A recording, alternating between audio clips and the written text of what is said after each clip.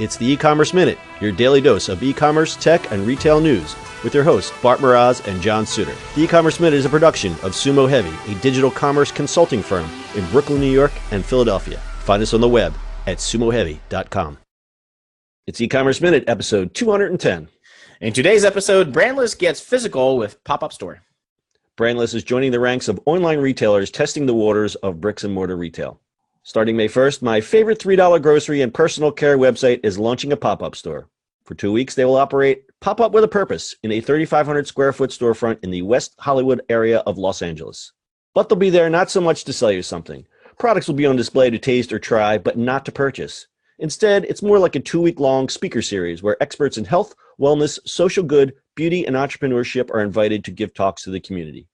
Co-founder and CEO Tina Sharkey says the purpose of the store is not to move product, but to better connect with its socially conscious consumers. Sharkey says it's also a way for the company to learn more about its existing fans and to develop new ones.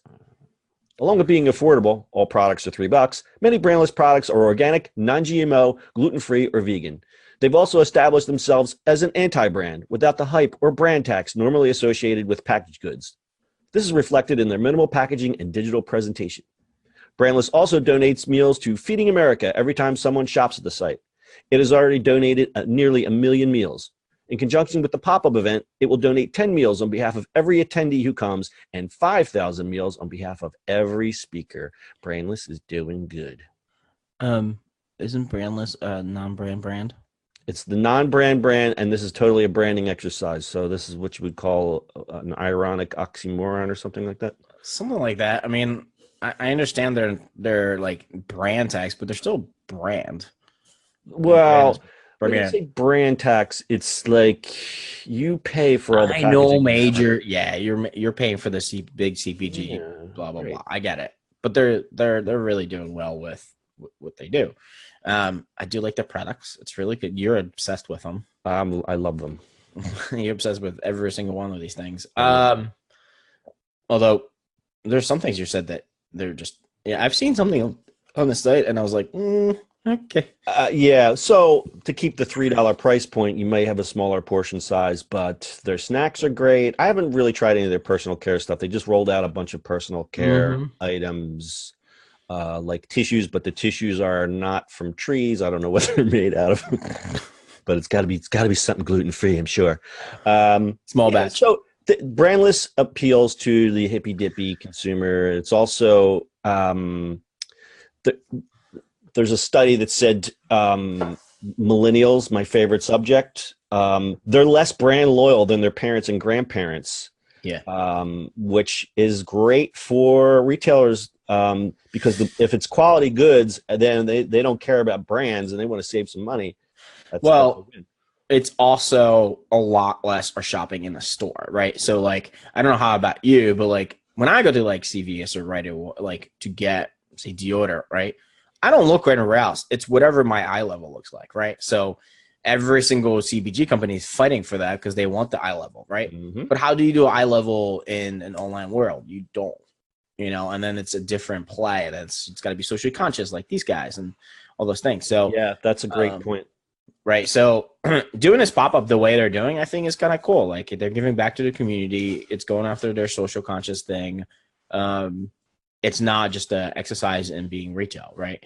But see what happens with it. I mean, they have to have some discounts or whatever else when you do it, right? Yeah, I agree with you. The pop-up is a fantastic idea. And of course, in Los Angeles, that'll play really well with all the hippy dippies out there.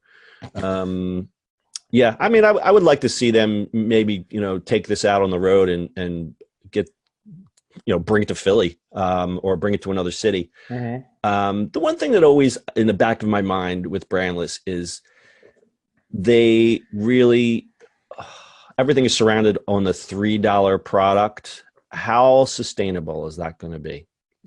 It is because if you look at it from a perspective of you can't just look at, I mean, they probably look at product by product. So they're figuring that out, but they're probably looking at it as a full shot. So like, think about what you're buying from. You're not going to buy one $3 product either from them, right? You really can't because of shipping. Right. So they want you to buy more. and it's $3. But so it's a mass scale thing, right? So the more people buy, the more subscribers they get, the less the products are going to be. So the $3 is actually not. It's pretty sustainable. So some things might be a loss leader, some things may be a slim margin, and other things like, I don't know, the bags of chips that I buy, they may only pay, 80 cents for it or whatever. Right. So they're making money on it, but that coffee cup, you're not going to buy the coffee cup all the time, but it's still a play for them. So, in the general scale, I think they're going to be fine. And then the idea that it's cheap products, I mean, it's like the upgraded version of 99-cent store. Well, yeah, that was the analogy I was going to make. It's they're kind of mimicking, they're basically mimicking the dollar store model. But the quality of the products are really good. Yeah. Interesting. Interesting. So yeah, I mean, you look at sort of Aldi or Liddy or Trader Joe's. You can't really look at, but it follows that kind of thing. Yeah, like Trader Joe's. There's nothing cheap in Trader Joe's, but everything in Trader Joe's is their brand, right? Yeah. I mean, everything, or just a good. Yeah, I think it's a good portion, but I don't think it's everything. It's their brand. No, it's not everything their brand.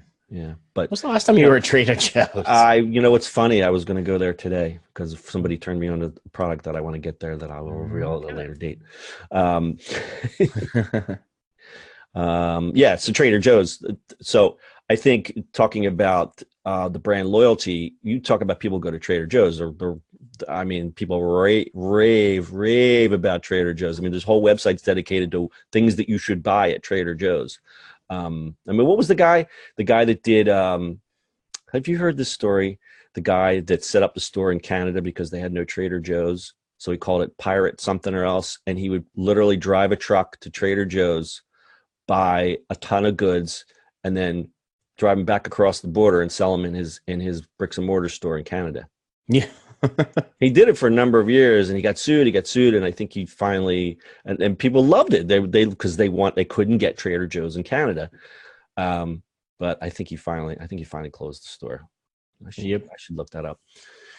All right. Anything else, Dad? No, that's it. All right.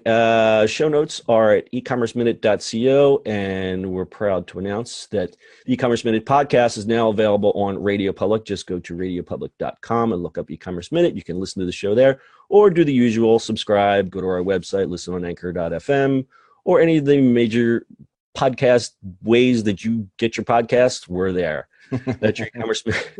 That's your E-commerce Minute for today. We'll see you on the internet tomorrow. Wherever you get your podcast.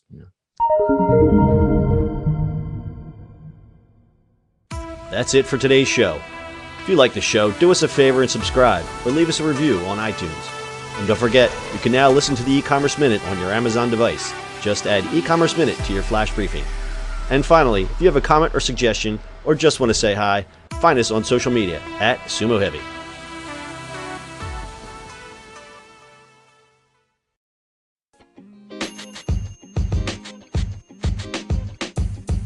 The podcast you just heard was recorded with Anchor. If you want to make your own, download the Android or iOS app completely free from anchor.fm/podcast. That's anchor.fm/podcast.